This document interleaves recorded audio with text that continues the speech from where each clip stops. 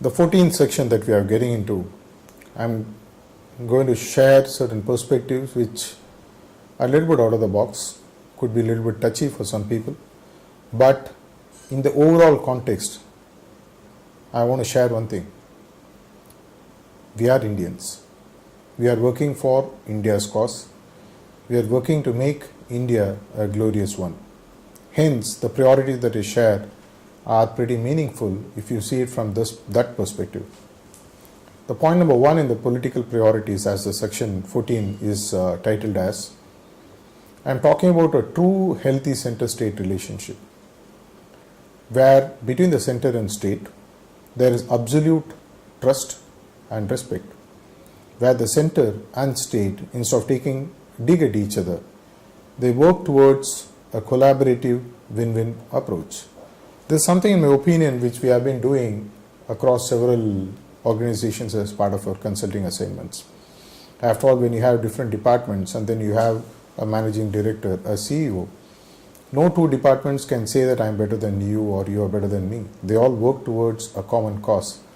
The common cause here, because of the structure that was put when India became independent, allows the freedom for the state to function in certain areas and allows the center certain powers, and if the politicians develop the will to work in a collaborative way, this is something which I believe would be a big game changer for us in this equation.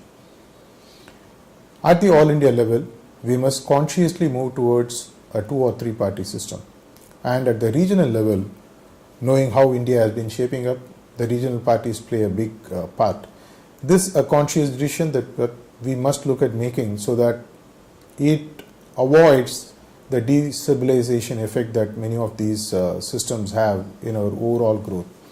Whenever there is a midterm election, whenever there is a midterm poll, it affects the economic system. It paralyzes the decision-making process. When we move towards a 2 or a 3 party system at all India level and keeping the regional parties working at the state level in collaboration with the all India parties, it creates a way. Today we don't have a choice but to move towards what I call as a coalition system. It has come to stay. We need to see how we can make the best out of it. And there has to be mutual trust and respect between the national parties and the state level regional parties. The point number 3, or the last point, concluding point for the political priorities, I am talking about a revolutionary way of how decisions are made. I have read long time back that management is nothing but our ability to decide in a very democratic way and implement it in a way which resembles a military.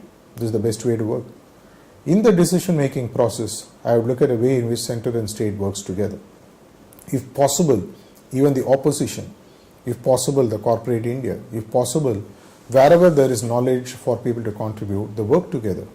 You bring a cabinet minister, irrespective of whether he is in the opposition or he is an industrialist or he is a person from a state level, merit or what we call as the horses for the courses. Get the people. After all, everyone loves India. If one party says, I am working for the growth of India, that's what the other party is saying. All of us believe that India has to grow, and why can't we join hands in doing this?